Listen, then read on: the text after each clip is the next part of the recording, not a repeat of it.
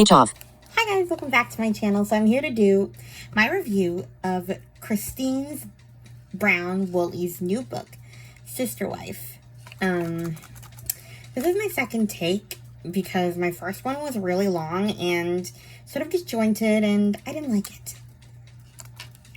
So we're doing this again.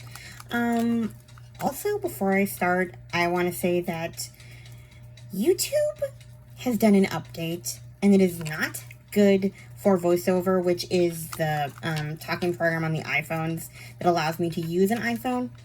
My typical practice is to tag everybody that I mention in a video, but apparently it's only letting me tag the last 10 people that I've tagged in my last video. So even when, like, you know how you put an @ sign and then like the letter of the person's name that you're tagging, so like all the channels come up? Even then, if I put in a T, I still get just the last channels that I tagged, like Paperbacks and Ponytails and always, you know, my usual suspects. So yeah, they don't apply to this video, so I'm not tagging them in this video. Although I guess I could technically tag Katie because I mentioned her, but whatever. My point is to say that I will be mentioning channels that I cannot tag. So yeah. My first one would be Tisha. She is a new channel that I'm following because I started watching her videos because she read Becoming Sister Wives, the first book that that all the Sister Wives wrote together, but I wanted to listen to it so that I could get through it faster because I wanted to reread it before we got into her new book. And yeah, that one is not on audio. She also reads a lot of other polygamy books, and I'm going to get to those. I actually bought Kristen Decker's book. That's Christine's niece, but honestly, I prefer to listen to her read than my phone's robot, so yeah, I'm going to watch her playlist at some point and maybe review that. But for now, we're going to be talking about Sister Wife, a memoir of faith, family, and finding freedom by Christine Brown Woolley. I'm going to read some quotes from the book, but I'm going to try and rely less on, I guess, what I was doing last time was kind of going chapter by chapter and telling you my thoughts on each one, but that was just long. So we're not doing that. But, yeah. I'm going to read her dedication, though, because I thought it was sweet. To Dad, for being my hero. I'm still a daddy's girl. To my mom, Annie, for helping me find my strength. To my other mom, Susan, for the sagest advice I've ever heard. For David, the love of my life. Gosh, I love our life together so much. You've helped me become stronger and recognize my value, and you have brought so much fun and laughter into our lives while helping me find a peaceful calm that I didn't know existed. For the children I pushed out of my womb, as well as the children I've gained through my family, my favorite thing is being your mom. Then there's the acknowledgement section, which I'll read at the end. I loved what she said about each kid in the acknowledgement section. I didn't even know that existed until I watched Tisha's videos where she read the book. Honestly, I'd already listened to the audiobook, but I wanted to watch her read it because she's like reading it in real time. So there's some parts when I wanted to see a reaction. So anyway, she read the acknowledgement, so I'm going to do the same for my video because it was in the audiobook and I thought it was lovely. There's also a family tree here that was not in the audiobook. I downloaded the Braille version. Probably should have done that first so that I could get through it faster, but anyway. We have Cody Brown and Mary. They had Leon. Cody Brown and Janelle had Logan, Madison, Hunter, Garrison, Gabriel, and Savannah. Cody Brown and Christine Brown had Aspen, McKelty, Peyton, Gwendolyn, Isabel, and Truly. Little Miss Recap, Amanda and Amy and Amanda, one of the podcasts I listened to that covers Sister Wives, they call Truly our Lord and Savior, Truly Grace Brown, because they love her. Anyway, Cody Brown plus Robin Brown, Cody adopted from Robin's previous marriage, Dayton, Aurora, and Brianna. Or as Robin liked to say, Dayton, Aurora, and Brianna, really fast. So it sounds like one name, Dayton, Aurora, Brianna. I'm making this really long, aren't I? And then they had Solomon and Ariella together. So, otherwise known as King Solomon. If you listen to Corey and Carly's Surviving Sister Wives.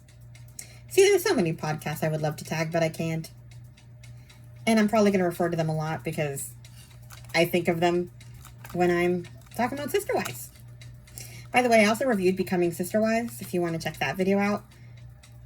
So, yeah. Anyway, well, let's just get to my thoughts on the book. So the first part was called Daughter, and they talked about Christine's childhood. She pretty much describes her childhood as very idyllic. She describes feeling safe in her church community and everything like that. Some people say that she sanitized it and didn't talk about some of the abuse that might have happened in the polygamous cults. But I think that she was probably raised by some pretty modern parents. Annie seems pretty progressive from what I can tell. And Rex, her dad, seemed, I mean, he reassured her that the world wasn't going to end when she thought that the world would end when she was 15, I think it was, she said. And they both encourage college. So I think that they probably had their religious cult, but they learned a lot, I guess, by living life.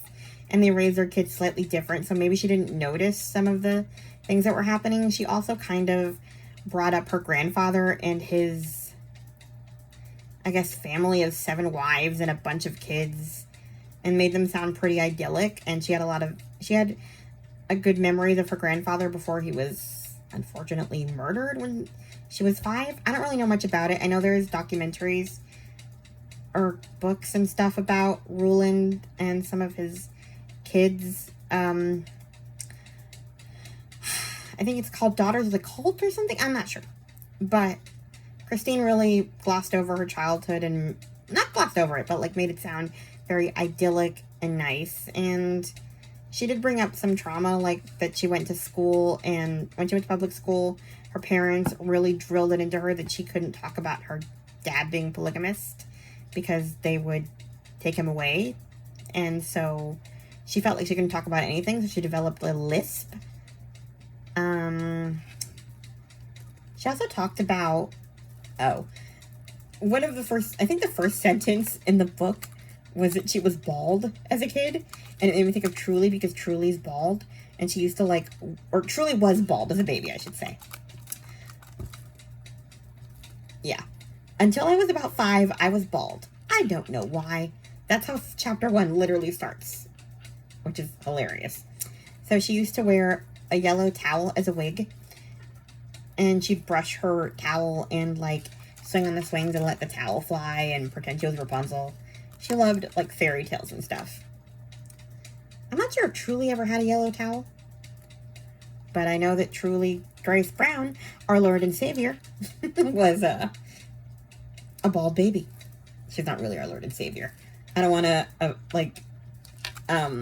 offend my Christian fiction watchers. I'm just being funny because that's what Amanda and Amy do. Anyway. But yeah, like I said, Christine really described her childhood as pretty idyllic, apart from having to hide from the public. She had a lot of church friends. She was popular at church. Both of her moms, they seem to kind of deviate from tradition. Some of the people in their church didn't celebrate holidays, but her moms were all into Halloween, and they wore, they dressed up as witches and, did Halloween stuff and Christmas and all of that. I'm trying to find something else that her mom said. I kind of wonder if her mom thought about leaving before, but she was afraid to leave because, like, her kids were so entrenched in this religion. Like, I think Christine probably found it in some ways easier because her kids were kind of modernized and they'd lived life outside of church, but, like, her kids were all in it. But I say this because I'm going to read the passage. My mom took that freedom a step further. She didn't automatically take church leaders at their word. Why don't we look at them as individual men, she asked. How do they run their families? What kind of dads are they? We looked at families that ran well and talked about why. I knew it angered her that women couldn't hold the priesthood, just as they can't in the mainstream LDS church. Only men, well, and boys can act in God's name according to our faith. While mom worked to teach me the critical thinking skills that might help should I ever leave the confines of our conservative culture, she couldn't always protect me from the lessons of our church. So, honestly, this makes me wonder if Annie was always on her way out. Like, she kind of, maybe from the second that Rex married Susan, she was like, oh, I don't like this, but by then she was stuck. I don't really know how old all her kids were when she left. I know Christine was 19. She was already kind of talking to Cody. But by then, Christine was too far into it. She says that, like, once her mom left the church, she was, like, angry at her and judged her and kind of doubled down on her piety and wanted to, prove her wrong that the church wasn't terrible.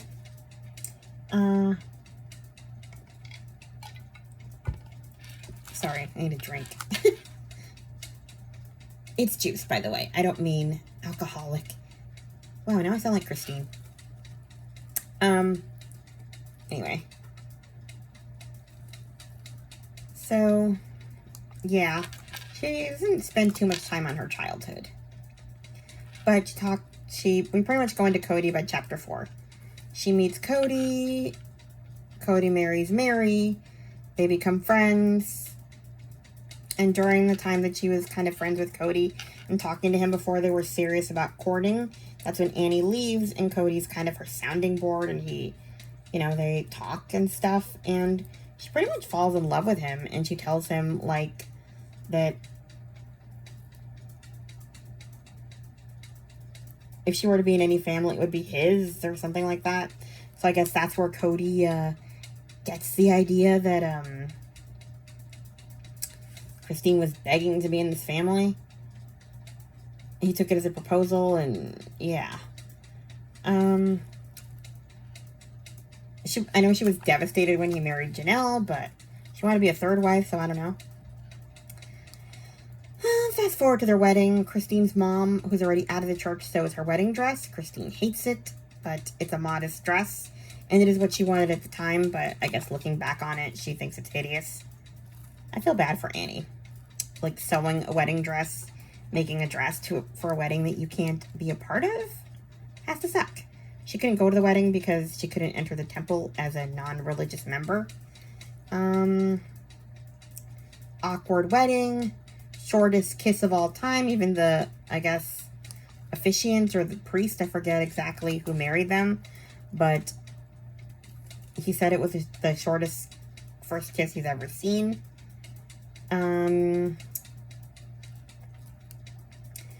Cody didn't plan the honeymoon. He kind of just took her in the car and said, let's see where we land. They ended up at a castle-shaped motel, and she was picturing unicorns and fairies and, I don't know, something magical on her first time. And,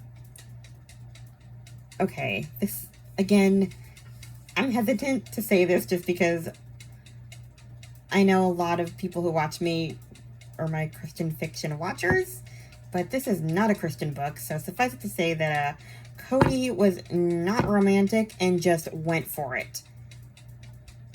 Instantly. No candles, nothing to initiate caring. It was instant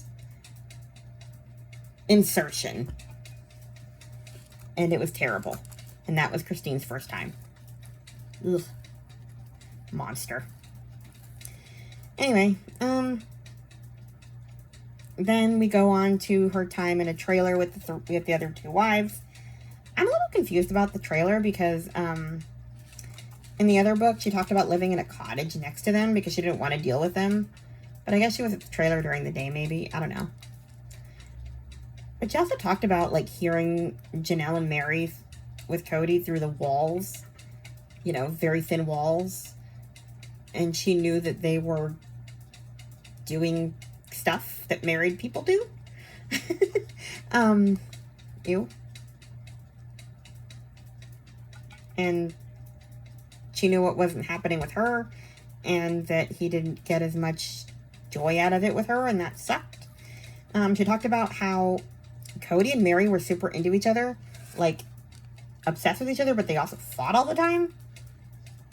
And, yeah, Cody also liked her to do it in their Mormon garments. I guess they were these Mormon pajamas?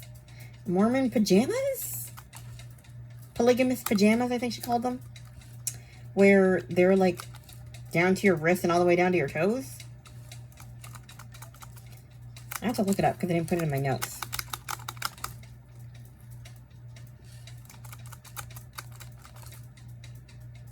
Anyway.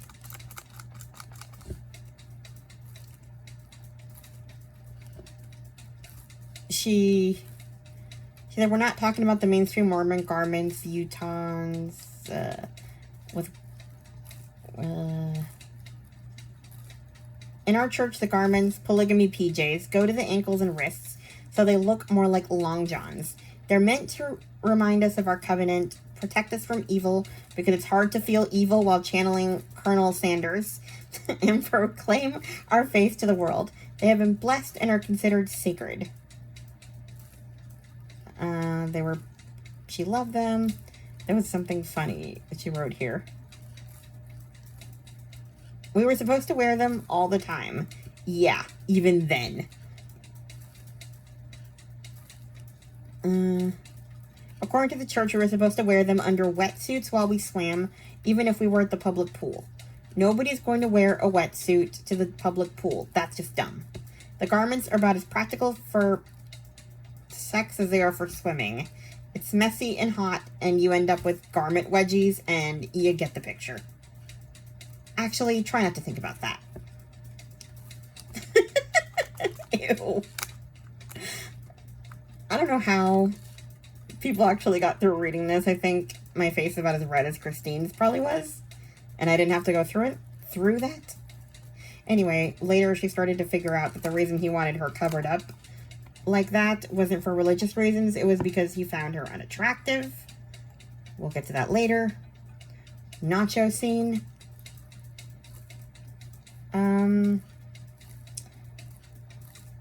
She talked about the different births of her kids. The first one, well, she talked about was Aspen's birth. She actually talked about kind of developing the personalities of her kids while pregnant with them.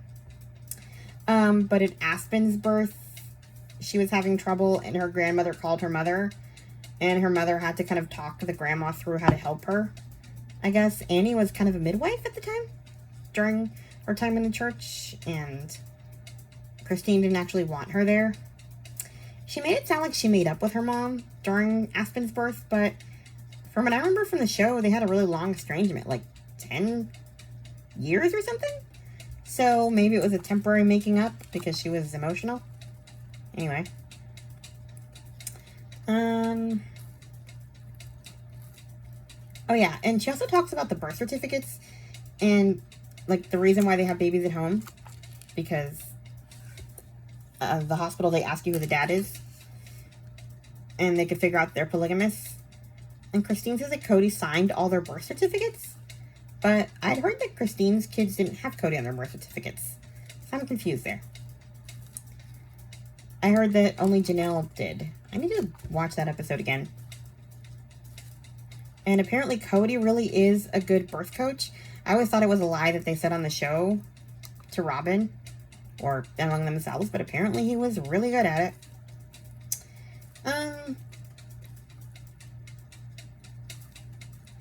The next couple of chapters are kind of just sort of talking about the different homes that they lived in. Honestly, I kind of lost track of the different times they moved just because there were so many homes. There was a lot of fights with Mary about... Honestly, Mary was really OCD. Like, she didn't like the kids jumping on the beds and being crazy. And if you watch Sister Wives, you know that especially Janelle's kids are insane.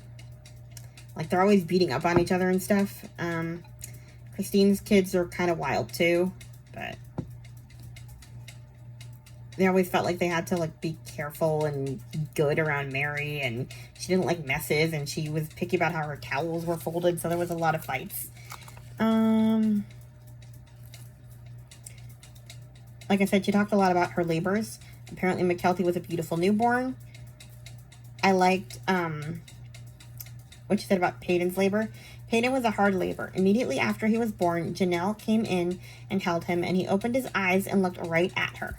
They have had the closest bond since the first moment, and it was such a cool thing to witness, especially since her sons became his brothers. At our house, he only had sisters.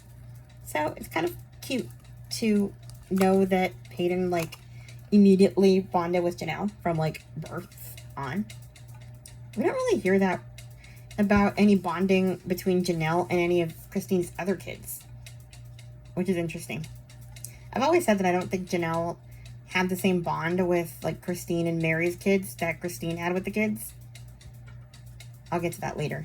Apparently she heard a voice say, "Mom, my name is Gwendolyn," when she was pregnant with her, so that was how they named her. And the other birth that caught my attention was Isabel. But Isabel, she was an awkward-looking baby. Oof, I remember thinking, what have I given birth to? I mean, yikes. When you consider all the stuff that Isabel goes through later, it's like, damn. Did you have to write that in your book for everybody to read? That Isabel was an ugly baby? But this part was sadder. She was such a daddy's girl. She just wanted her dad always. Like, that's sad. Like I said, Mary got the best room, even though she only had the one kid. Like, and the other ones had the smaller rooms, but Janelle and Christine were just like, yeah, I'm not really interested in fighting with Mary or sharing a wall with her, so we'll take the tiny rooms with our 5 toddlers in each room, while Mary gets to be the queen of the castle with her one child. Lovely.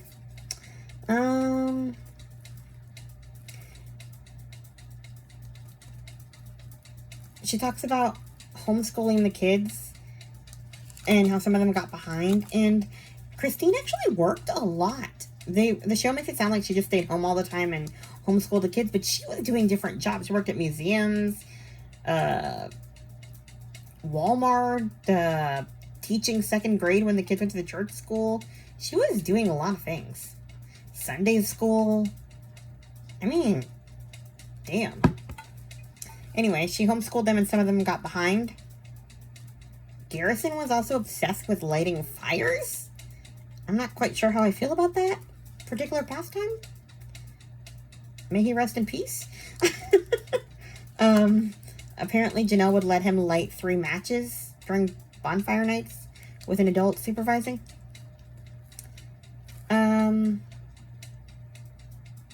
They moved to Utah at some point, and I found it interesting that Janelle, well, by this point Janelle was kind of already not living with the family. Because of her fight with Mary, which we hear about in Becoming Sister Wives.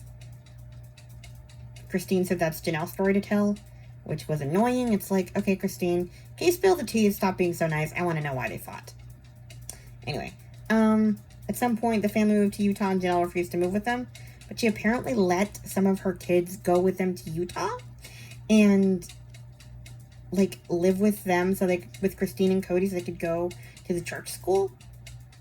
And Mary and Leon, formerly Mariah, for those of you who don't know, Leon transitioned. Anyway, changed their name to Leon.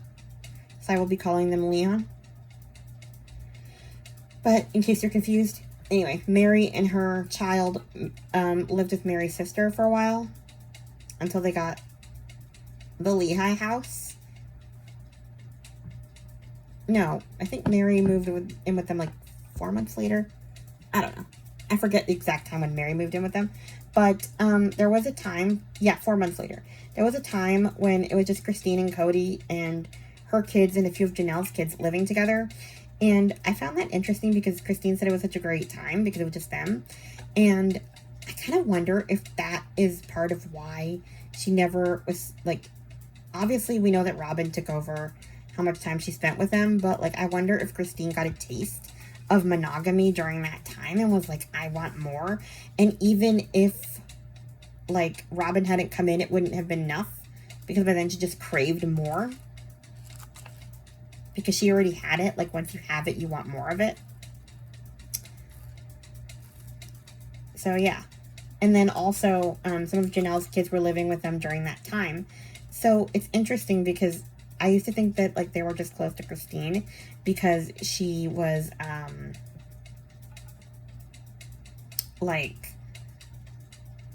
homeschooling them and had them during the day. But no, they lived with her for, like, a year with just her. I'm assuming Janelle visited on weekends or whatever. But, I mean, damn. So, yeah, like, they pretty much just lived with them. Anyway, a year after that, they got the Lehigh house, and that's where we met them. And that's kind of where we get to the real big fights with Mary. Once they were sharing a house again, it was not good times in Lehigh for Christine. Apparently, Mary would like to insult her weight and call her dumb in front of other people, and she was mean to her kids. But the last straw was what she did to McKelty. I'm going to read the passage. One day the kids went to the store. McKelty, who was about 8, went up to the cash register, and she was maybe 10 cents short. It was little kid stuff. She was probably buying candy. The cashier, who knew us, spotted her the dime. No big deal.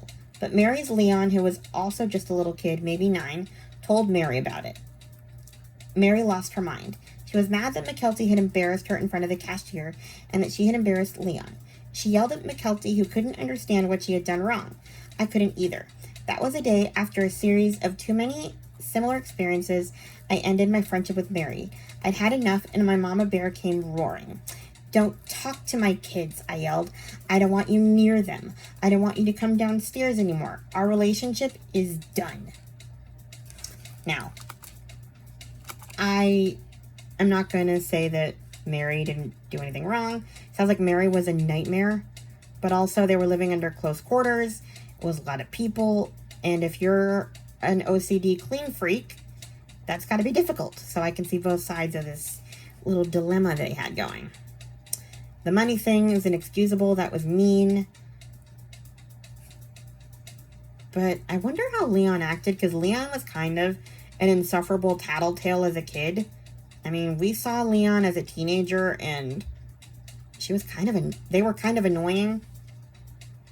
And McKelty was no gem either. Honestly, you paired the two most, like, emotional, annoying brown children together and their mothers, and that sounds like disaster. So, yeah. But the other thing I was thinking about was that, like, Christine made it sound in this book like she never let her kids really near Mary again. That's not really true. Gwen and Isabel are really close to her. I don't know about super, super close now, but I know that they were close in Vegas and in Lehigh, and Gwen invited her to her engagement party and stuff, and her wedding, all of that. And I remember seeing a picture with Hunter and Logan having lunch with her a couple of years back. Like, she's close to a lot of the kids. And the other thing I was thinking about was, like, I mean, I guess it's possible that Cody kind of forced them to be around Mary for the cameras, and then once COVID hit, and then we all just broke the fourth wall and stopped faking it. Because I think the last time I was watching season 15, and we see, or 16, I think, and we see Mary on the Zoom call when they do McKelty's daughter's gender reveal. And so Mary's, like, still there and, like, pretending that, you know, they're all this one big happy family and she's excited to see the baby. And then after that, it's like McKelty just decides to never speak to her again. So I'm not sure if it's because she's free to not speak to her anymore because now we're just being honest, or if something happened during that time. Because it seems wrong to just suddenly decide, like, okay, now I don't have to speak to you, you know, over something that happened when I was 8. Now I decide to hold it over your head 20 years later after you were in my wedding. Like, she made a big deal about letting Mary and the other wives, like, help her with her dress and stuff like that. So I'm wondering if something else happened or if she just said, okay, we're done faking it now. Cool, I hate you, Mary. Now I can just tell you that I hate you. So I don't know. What do you guys think? Anyway, and then there's a whole Isabel of it. Like, Christine never brings up which kids are close to Mary. She just talks about how she doesn't really let them be around Mary, which again is not true. And then the way Peyton talks, he did his interview and he talks about how Robin saved them from Mary's abuse, and he said that if he talked about what Mary did to them, like, the show would have to end. So I was confused there. Anyway, then we have the other thing I wrote after that was Christine talks about Cody liking full body massages before marital activities. Ew. I never thought she'd go there. But I guess he wouldn't do it to her because it was a turn on for him to do it for her. And when she said that she felt neglected, he said, I run away from pain and toward pleasure. Meaning I pretty much go to other wives. Gross. Ew. At some point she talks about how he didn't want to tuck in the kids, even though they lived in the same house, and she was, like, working at night, and he told her to ask her sister wives, and after that she stopped giving him massages. And Robin asked her why at some point, which means that him and Robin were talking about their sex life, which is gross and supposedly never happens because each relationship is individual, which is a lie. Anyway, she talks about her time in the polygamy coalition, and that's how they met Tim Gibbons, and that's how they got the show. And apparently the show came before Robin. I don't know. She's telling the story, so... And she would know when the show happened. So I kind of had to believe her. I know some people still think that Robin came after the show, but...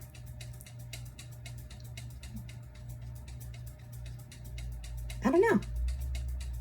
She would know the timeline better than we would, so I'll take her word for it.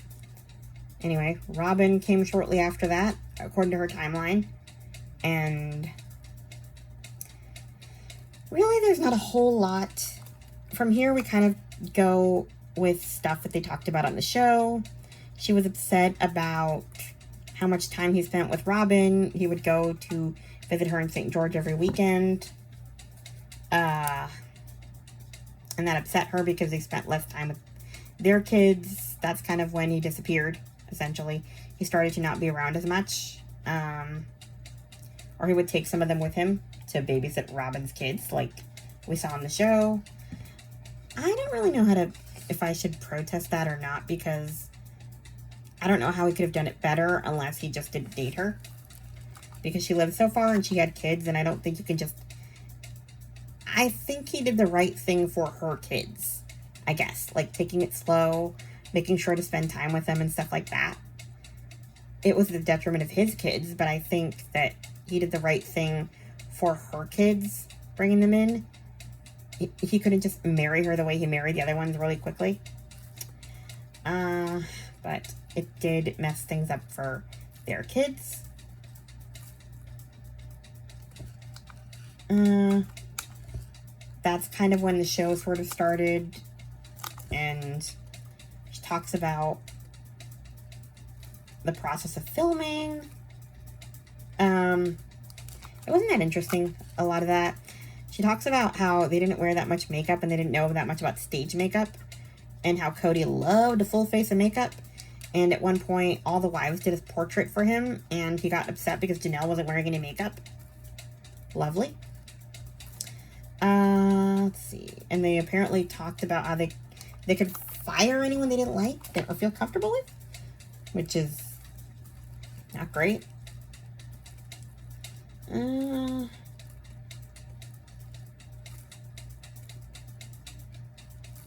I talked about tucking the kids in and how Aspen had to do it because Cody wouldn't do it and she didn't want to ask the sister wives. But, okay.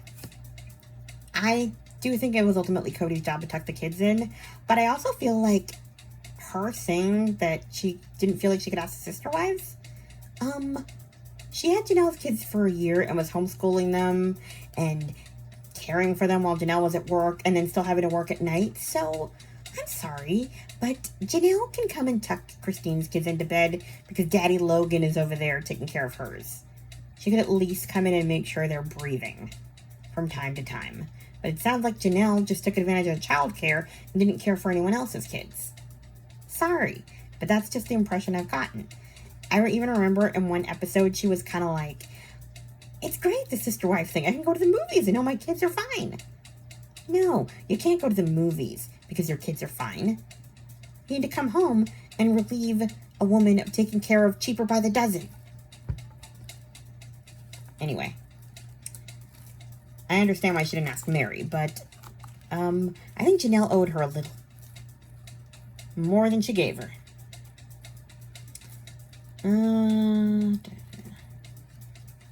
She was upset that him and Robin kissed before they were married, and she and him kissed at the altar.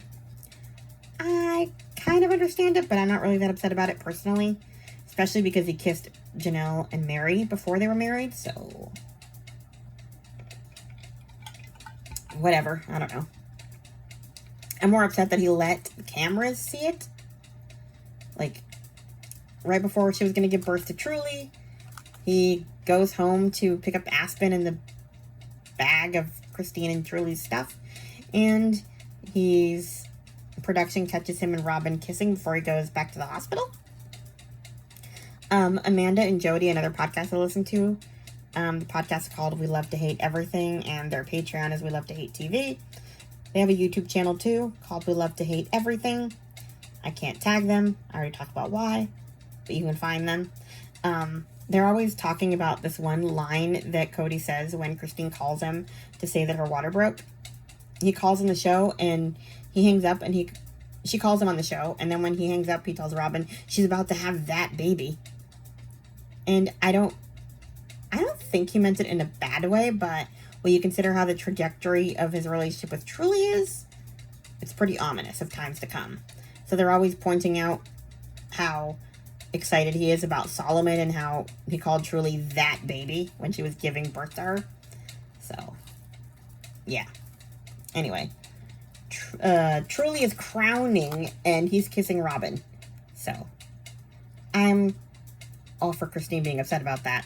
Oh yeah, and her and Mary were also rightfully upset about the fact that he was talking about Mary's fertility while Christine was crowning with Truly. So, ew. Then we have the whole thing with the wedding dress and how, again, my problem isn't that Cody and Robin picked the dress in the end. I would have been perfectly fine if they picked the dress and just took it to the grave. But no, Cody had to go and brag about it on camera. He seriously enjoys hurting these women. He's a monster. Let's see. Oh. Christine asked Cody to stay an extra day after Truly was born, but Cody said he was too busy. And Robin actually ended up helping out with Truly for a while, so she could sleep.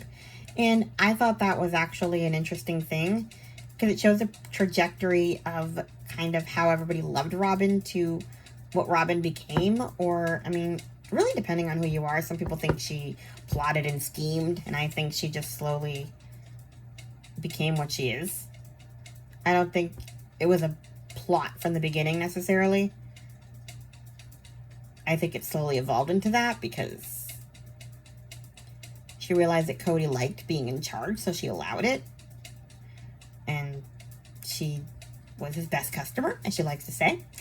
But I think it's good to talk about some of the good things that Robin did, because it shows trajectory and the fact she's not petty. People think she's too nice to her in this book, but I think it's great that she talks about a lot of the good things that Robin brought to the family, as well as the bad things, which we get into more later.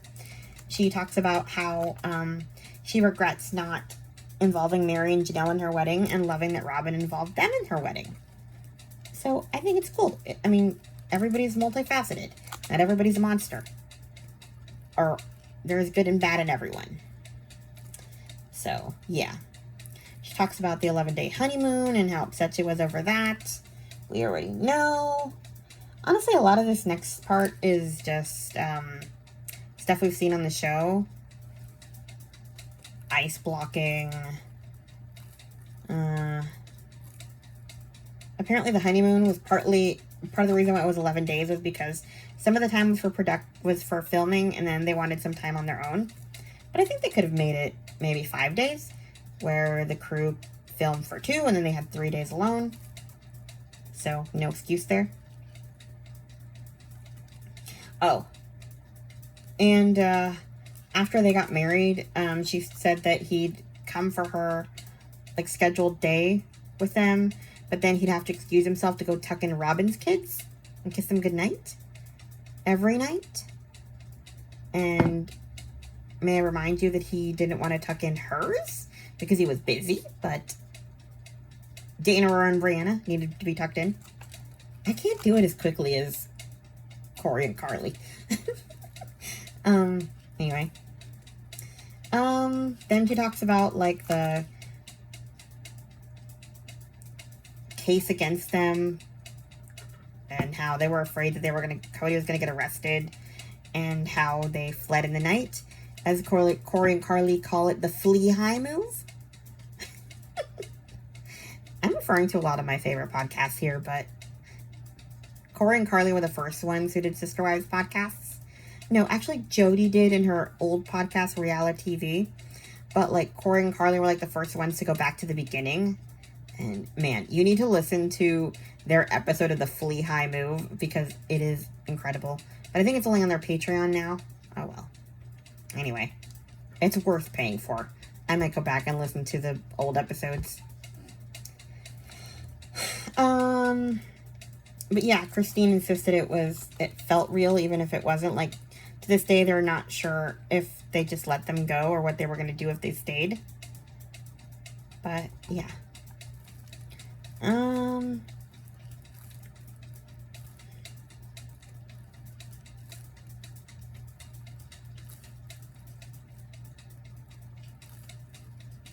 Once they got to Vegas, Cody spent less time with her and her kids.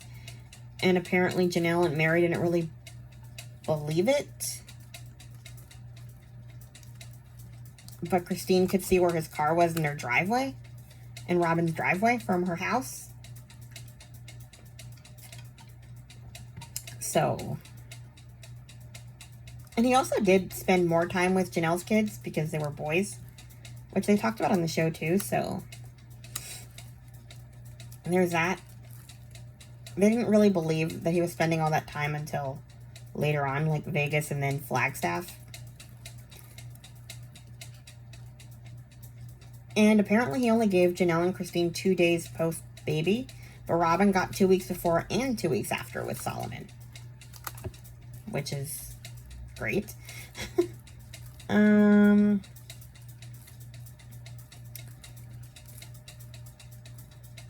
She talked about her independence and how she loved having her own home, and how it was kind of liberating to be able to parent her kids the way she wanted to. She mentioned finances, and she was actually very generous about My Sister Wives closet.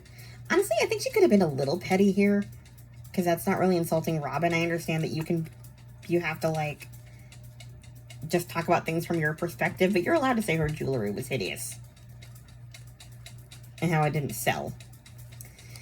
And then we get to the writing of Becoming Sister Wives and how she found out about the infamous nacho incident. And how that kind of made her start eating a lot and being depressed and stuff like that. It really like messed with her self-esteem, and she realized that he was never attracted to her, and her kids read it too, and ugh. Let me find that part. I ate a lot of junk food. This is the quote. The sight of this chubby girl in my car devouring chili cheese nachos for breakfast put the brakes on our relationship, Cody wrote in the book. Are you serious? I thought after reading the draft. You were disgusted with me when I ate nachos and you weren't attracted to me. Why did you marry me? This is what you tell the world about your wife? In your 40s, when you absolutely know how hurtful it would be, or you should. In Becoming Sister Wives, we found out stuff about each other that we didn't know, and it was brutal. I knew Mary and Janelle had struggled, but okay. McKelty read it, and she called me right after. I had no idea Dad felt that way about you, she said. She was so upset. And, yeah, she didn't know how he felt. And now everyone in the world knew, and her kids knew. It was not great.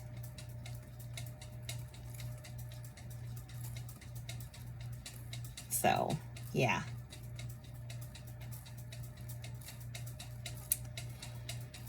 And then she said it was a knife to the kidneys. We'll get to the knife to the kidneys later. But that really got her depressed. And she started to eat a lot. And she had to call Dr. Bean because she was depressed and stuff like that. I actually did not know that Dr. Bean was so involved with them.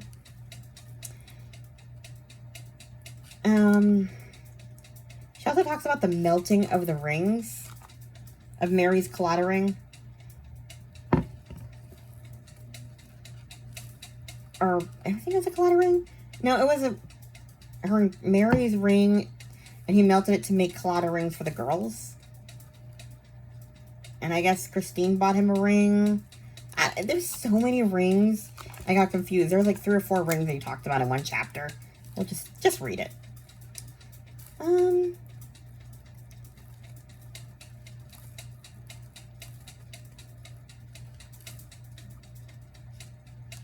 But yeah, like I said, she talked about how after the nacho thing, she started like eating a lot. And she also started becoming sort of dependent on alcohol. So she would like have 1 beer a day to get through the day.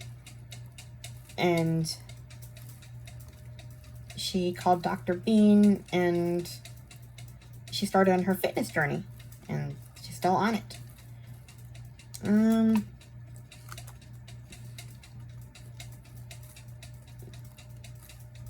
She also talks a bit about losing her religion, like kind of losing faith in the church after some abuse allegations from the church came out.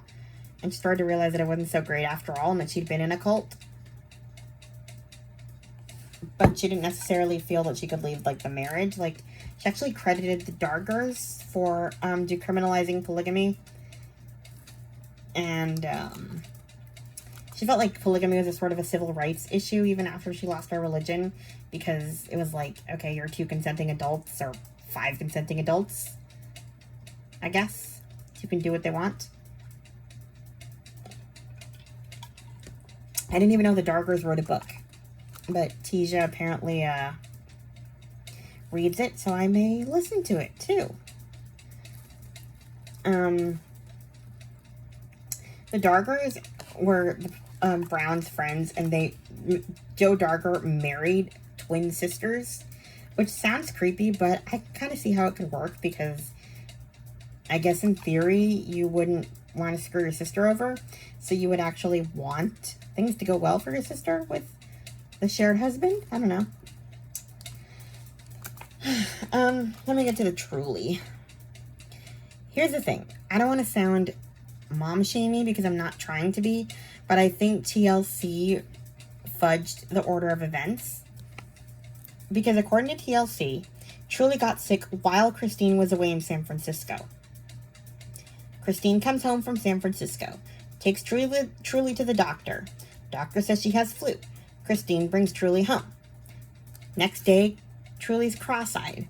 She calls the doctor. Doctor says go to the ER, and we go from there. So it makes it look like Truly got sick and got lost in the shuffle while Cody was taking care of them. Could happen to anyone, right? You know, so many kids, so many houses, teenagers are kind of in charge of Truly. It happens. That's not how it happened. Truly was sick when Christine left for San Francisco. She took her to the doctor before she went to San Francisco. And the doctor said she had the flu. So she brought her home and then went away on their trip. I'm guessing it was a contract-related trip or she wouldn't have left her. I don't know if the network, made her go. And if they did, they're on the line as much as Christine and Cody for what happened to Truly. Because Christine doesn't seem like a mom who would go wedding dress shopping when her kid has the flu. Or vow renewal dress shopping. It's not vow renewal. It's the commitment ceremony. So, yeah, that's not who she is. So I'm guessing it was a required work trip for TLC. Anyway, Aspen calls Christine in a panic because Truly's really sick. Christine calls Cody. Cody says he's busy doing laundry at Robin's house. Christine gets back, takes Truly to urgent care because she's cross-eyed. That doctor says she needs glasses, of all things. Christine calls a regular doctor. He cancels a bunch of patients, gets Truly in, and says go to the hospital. She's in kidney failure, and we go from there. So, in real life, this is more Cody's fault, and TLC really made him and Christine, because let's face it, Christine left, like her sick kid and went to San Francisco. And Cody ignored their sick kid, so really, it was a bad call on both their parts, but more on Cody. And again, I think that TLC twisted the story because their butts are on the line too, because they legit didn't tell Christine to stay home. Like, they could have said, okay, we're calling this off. Truly sick. So, yeah. Thankfully, Truly was fine. And interestingly enough, Cody doesn't say that they went to Disneyland in the show. He talks about a poo-poo pee-pee party if she pees or something like that. And we get to see that on TV. But apparently he promises Truly a trip to Disneyland. And she pees. And they get to go home. And I did not realize that they actually had to rent a dialysis machine. I thought that she didn't need dialysis in the end. Like when she was home. Like, damn. Anyway. She tells Robin that if Truly had died, she would have left Cody. And Robin gets upset and snitches on her to Cody. And that was the last time that she really trusted her. After that, she was kind of done with her. Let's see. She talks about the commitment ceremony and how it was a crock. I'm trying to see what else is of relevance, because some of this is just stuff we heard on the show, and you can read about it if you want to read the book. Apparently, she had an addiction issue for a while. She hurt her knee, and she had to have surgery, and she got addicted to oxycodone. I don't even know if we call it an addiction, though, because it was like 2 weeks that she took it, and she started to realize, or a few weeks, she started to realize that she was, like, looking forward to the high, and so she got scared. And Maddie actually discovered it and told her to stop what she was doing. And apparently, part of the reason why the little girls went to California with Cody was so Christine could detox. Which actually makes a lot more sense than Cody getting shamed by the anthropology students for not being a good girl dad. It makes more sense that he almost had to take the girls out of there. Anyway. She talks about why she was upset about Mykelti marrying Tony, and I feel a little more understanding, even though I still love Mykelti's revenge wedding. I wanted them to elope just to stick it to them, because I was always so annoyed that Maddie could get away with marrying a 30-something-year-old man. How old is Caleb? Who cares? My point is that Mykelti was the same age as Maddie. Maddie got thrown a party, and congratulations, and please procreate immediately. And Mykelti's like, you're an irresponsible teenager, don't get married to a guy your own age. But Maddie can marry a senior citizen. Okay, that's mean. Sorry, Caleb. You're fine. You're lovely. I'm sorry. You're not a senior citizen. I'm just saying, compared to Tony. Whatever. Then we talk about Flagstaff. Turns out that they did move because of Dayton. Christine found out after they moved, but by then they were, like, already there. Which is one of the reasons why she was vehemently opposed to the one house idea. And that's when she starts to really go out on her own with her kids. And who cares if Cody goes or not? Janelle, she talks about how Janelle and Cody take their kids out, but he kind of ignored hers. So, yeah. And she learned that Janelle didn't really care if they went out with their kids. Yeah, she didn't care if Cody went with them or not. And then the last part is called Woman, and we get to Isabel's surgery. And this chapter is where I lose my mind. It's called I Just Need My Daddy.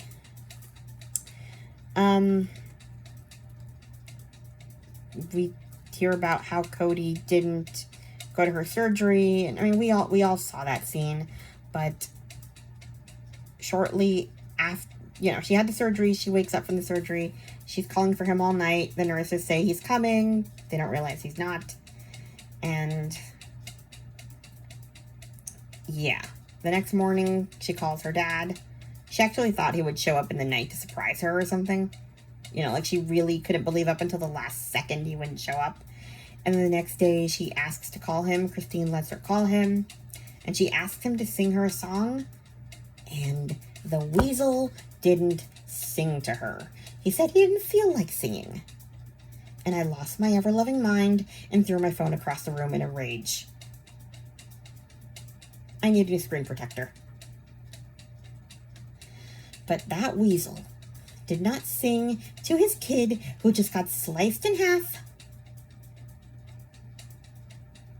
It doesn't take much effort. She's asking you for less than breadcrumbs, you weasel head.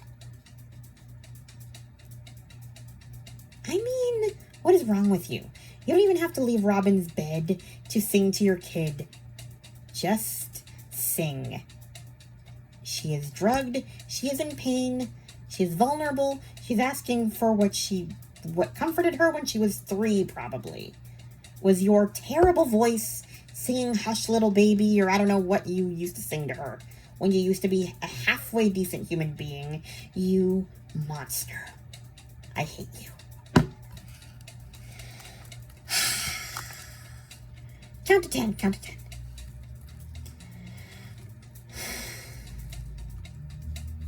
Back to stuff.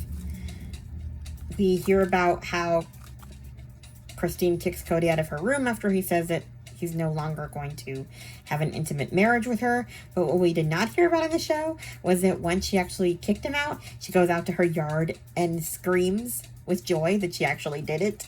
And he was still there when she did it. So he heard the scream, which was hilarious. What did the nanny do in the next chapter? Honestly, it wasn't that interesting. I thought there'd be more, but there really isn't. It's just the stuff we heard about on the show. Christine talks to her mom about leaving, and she makes a list of what she needs to do. A lot of stuff we already know, like her finances and stuff. It's not that interesting. But she does say that she was surprised that her mom didn't like Cody. I don't understand why this is such a shock to her. Your mother literally left the church. She never wanted you in this when she left the church. Obviously, if your parent leaves what she considers a cult, She hopes that you leave too. She doesn't gonna celebrate that you married into it and have 3 wives living with you. Anyway, whatever. Point is, she was surprised that her mom didn't like Cody, or didn't want her to marry Cody. And this is when her and Janelle start getting close because Christine is leaving and they're not sharing the husband. She gets drunk and tells Maddie after she tells Cody. That's when she kind of goes on a telling everybody tour. She's visiting Maddie and she kind of has a little too much drink and tells Maddie. And I kind of wonder if this is why Cody got upset with Maddie, because he was talking about how Maddie was like, how Christine was gossiping with Maddie about their divorce. And I kind of wonder how much Christine said while under the influence and how much Maddie would have told him about what Christine said, because she was upset. And back then she was very attached to her dad. So it's possible that he, that she wanted to talk to him about it. Didn't realize what a storm she caused. Everybody else seemed pretty okay with it except for Isabel. She was pretty upset about the whole thing because, she was a daddy's girl and she just wanted things to work out with them, which also explains why she was very hesitant about David later, because she still had hope that she could have a good relationship with her dad. And I think she knew that if she started bonding with David, that's it for her and her dad. Like I said, her and Janelle started bonding once that happened. People think that they were always friends, but they weren't. I think they were just, and like Christine said it in both books, she's called it a symbiotic relationship, but I think what they meant by that was that it was like they could anticipate each other's needs. It didn't mean they were like friends. They just parented together. Like worked together as a team of parents. But I don't think they were confidants until Christine left Cody. And even then, Janelle didn't really talk to her about Cody, even though Christine was always trying to pry. Cody thinks they're always gossiping about him, but Janelle kept things close to her chest until she left him. Yeah.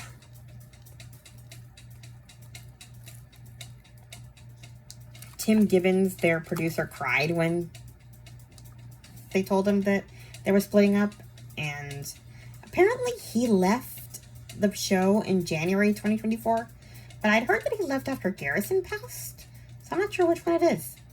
It made sense that he would leave after Garrison, because Garrison's last text was partly to production, where it said something like, I want to hate you for capturing the good times, but I can't, or something like that, before he passed. So yeah, but Christine says that he couldn't stand to watch them all fall apart. She also talks about Isabel's graduation party and how she sang a song with Aurora and Brianna, and she knew this would be the last time she would do anything with all the kids together. And she said it was a good day, and it made her kind of sad. And I found it interesting because I was sad too, knowing that after that, probably that would be the end. Because Robin probably wouldn't allow them to talk, and she didn't. I talked about this already. I didn't talk about it in the same order as my notes, but that's probably a good thing.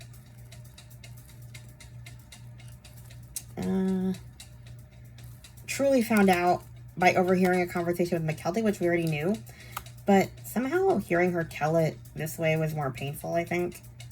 For me, I hate that Truly found out last. And I'm betting you anything Saul and Ari knew before she did. Probably even before Janelle's kids. Because, I'm assuming that Christine told Cody first, and Cody went and blabbed to Robin, and they're not exactly keeping their mouths shut. So, Truly probably really was the very last to know among her siblings. And that's sad. And the way Christine told her was interesting because she said that they were already divorced and they'd been divorced for a long time. And did anything change? And Truly said no, that things were the same. She never noticed a difference. And, like, that's sad, but that was kind of reassuring to her because, like, she realized, okay, I don't see my dad whether they're together or not. But I kind of feel like, I don't think that would have worked for me if I'd, like, I just hate secrets being kept from me. So if I'd found out, like, oh, my parents have been divorced for a year and you didn't notice, it would have been like, I don't think I could forgive that. Truly's a much nicer person than me. Anyway,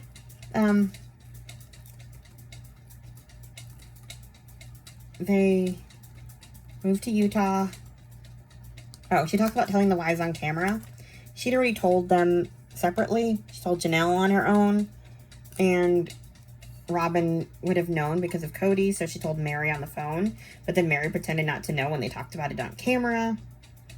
And then Robin might have did misinterpret what Christine said.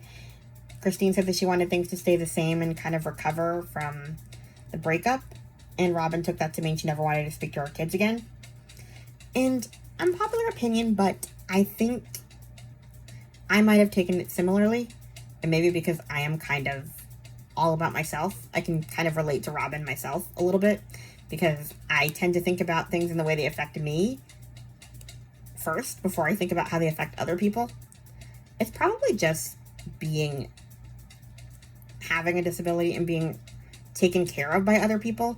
So I don't think about their comfort before my own. So I don't often notice when Robin is doing it because that's my mindset a lot of the time, which is not very nice. But anyway, my point is that I think I might have taken it similarly where, like, if you're saying that you want things to stay the same, that is how things have been, where you're not really speaking to my kids. I guess if it were me, I probably would have just made it very clear. Like, I would have been like, because Christine said something like, we'll still be a family, it'll just look different. And she could have said, I want as much of a relationship with all the kids as you'll allow me to have. Like, meaning all their mothers. Like, I still love all of our children. And I want to keep in touch with them. And I don't know. I think that Christine could have at some point reiterated that when she realized there was a miscommunication, and she never did. So if I'm Robin, I'm going to think, okay, if I wasn't right before, I'm right now, and she still wants something to do with my kids. So I don't know. That's just me. I like things spelled out for me just to make sure that we're clear, and I don't think she was clear. And you can say I'm taking up for Robin. I'm not trying to. That's just how I would have done things if I were her. Yeah. She also describes the knife and the kidney conversation when she announced that she's moving. She actually, reads it verbatim in a deep Cody voice. I'm gonna find it. I'm gonna try to do my own deep Cody voice. But I'm sure I'll never do the Cody voice quite like Corey from Surviving Sister Wives. Man, just a knife in the kidneys over all these years.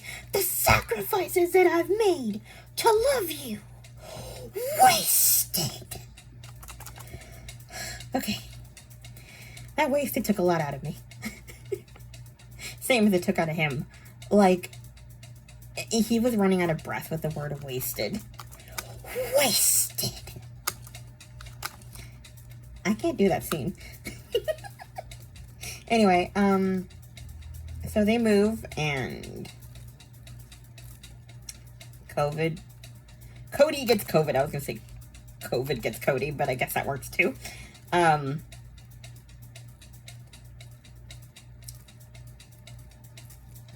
And he gets it while Janelle and Christine are at Disneyland with Savannah and Truly.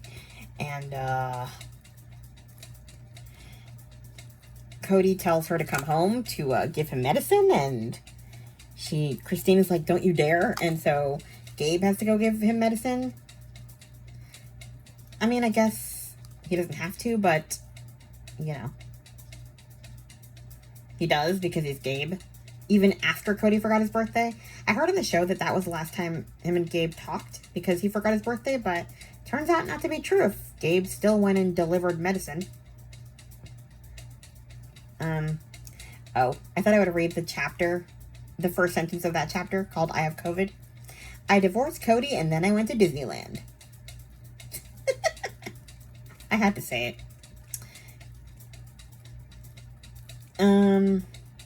She also talks about how he, you know, the whole COVID conversation, how Cody was talking about how he was lying on the floor sobbing, and she kind of laughed at him. And yeah, how his gluteus maximus hurt and his temperature of 98.6. Poor Cody. Not. And she talks about the move to Flagstaff and how she had to keep coming back every couple of weeks for filming, and ostensibly so Truly could see Cody, but apparently Weaselhead only saw her 5 times in that year that Christine actually made the effort to drive back and forth. And then Truly was done with it. She was like, he wants to see his own kids and not her, like his kids and not her. And so Christine stopped bringing her, which explains why we never saw any more like co-parenting scenes with him and Truly in this last season. We see him like all over the twins, McKelty's twins and stuff like that, but nothing with Truly.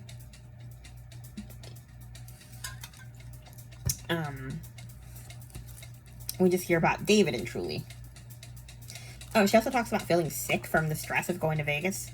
Of Flagstaff.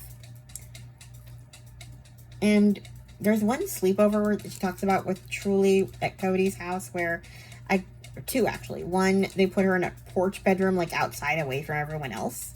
And then in another one, Truly is sleeping in Solomon's room because he hasn't moved into it yet.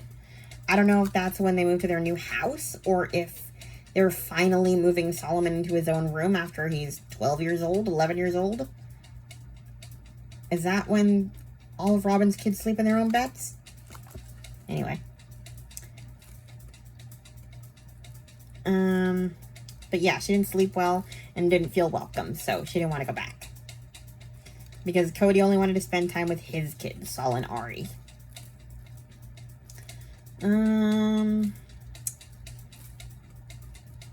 The rest of it is honestly all about David and Christine getting together and all of that. And look, I'm really, really happy for Christine, but I just relived this past season with her wedding and her really, really, really loud makeout sessions. And I don't want to talk about that anymore in her book. Suffice to say that it was all squeals and joy and happiness. And I am really happy for her. I really am. You know, he apparently watched the show, which I did not know, and he thought they were boring until, like, Christine started leaving Cody, and, you know.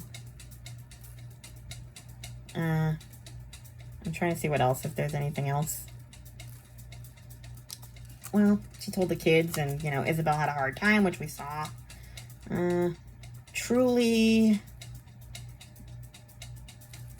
pretty much connected with him right away, although she was nervous about living with a guy full-time because they never lived with the man full-time. Her proposal, we saw it. Gwendolyn's engagement party was the only other huge thing. I feel bad now because I gave her a lot of crap for being mean about him going to this party, Cody, but apparently Cody said he wasn't going. Gwendolyn cried, and he told her to stop manipulating her with his tears. Pot meet kettle meet Robin much? At least Gwendolyn had tears to manipulate him with. Robin can't seem to produce them, apparently. Where was I? Oh. Eventually, he did agree to go, and they forced Gwendolyn to film it because they had to film the first meeting with David. And at the end of the party, Cody told Gwen's partner to welcome to the family, and you better watch out with Gwen because like in a bad way, like she was infamous or something, and Christine was mad. I thought we would find out why Gwen didn't go to Christine's wedding, but we didn't, which sucks, because I want to know, and I'm nosy.